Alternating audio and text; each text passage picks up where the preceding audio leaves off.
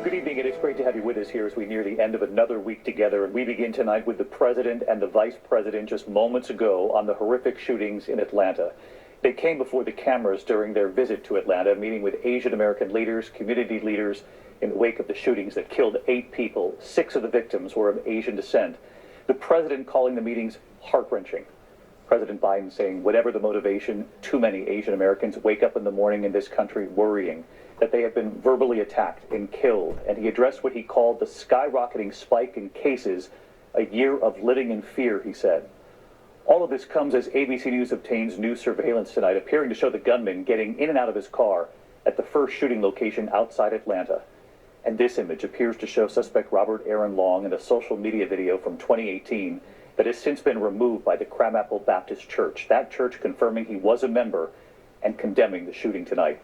Police say they are still not ruling out calling this a hate crime, and Vice President Harris saying regardless of motive, racism is real in America. It always has been, she said. Sexism too, saying Asian Americans have been attacked and scapegoated. And we are learning more about the victims tonight. All 8 now identified, including Emily Tan, the owner of one of the spas. Yesterday would have been her 50th birthday. And Hyung Jung Grant, a devoted mother of 2. So many of their faces right up there on that screen tonight.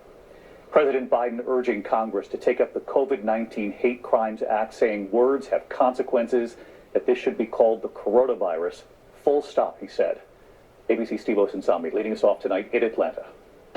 In Georgia tonight, the president and the vice president are promising to do all they can to protect Asian Americans from attacks in the streets. At a meeting, they heard a long list of concerns from some of the state's Asian lawmakers.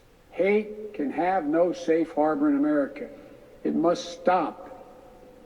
And it's on all of us together, to make it stop. A harm against any one of us is a harm against all of us. The president and I will not be silent. Across town, the coroner is sending the dead to funeral homes and releasing the names of the victims killed at the 2 24-hour spas in Atlanta. 51-year-old Hyun Grant, a Korean immigrant, leaves behind the 2 sons seen in this photo to her left. 69-year-old Suncha Kim was also killed. So was 74-year-old Soon Park and 63-year-old Young Yu. Her 2 sons, seen here, are heartbroken and share this photo. The majority of Georgia's Asian residents live in the Atlanta suburbs, but many of them work in the city. Atlanta's interim police chief wants them to know that down here, there's no question that his people are concerned about racially motivated attacks.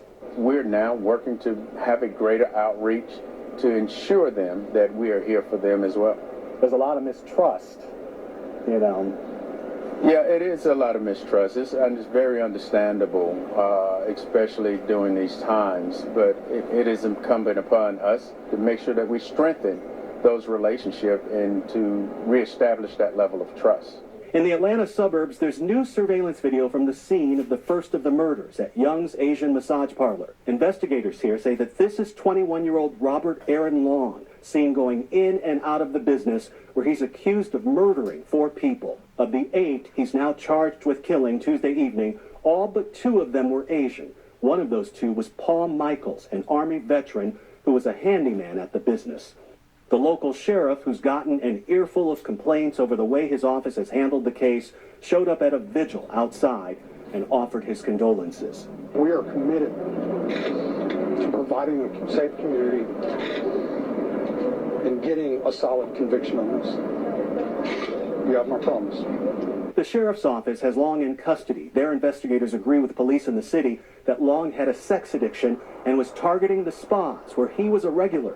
Long was well known at his Southern Baptist church and is seen here in a picture taken from a 2018 video posted on the church's Facebook page that was taken down a few days ago. The church hasn't commented on the video, but is releasing a statement saying that the shootings were a total repudiation of our faith and practice. No blame can be placed upon the victims. Steve Osunsami back with us tonight from Atlanta. And Steve, you and I were on the air here together watching the president and vice president, and both of them went out of their way to say, whatever the motivation, however this is defined by law enforcement, that too many Asian Americans are in fear, have been attacked, have been killed. That's right, David. And complicating things is a growing sense of mistrust between the Asian American community and the law enforcement community, and that wasn't made any better here by some unfortunate statements made by investigators in some counties to the north of here who are working on their end of the case. We spoke with the interim Atlanta police chief here, who tells us he wants the Asian American community to understand that he is here to protect them, and he realizes that there is still work to do. David.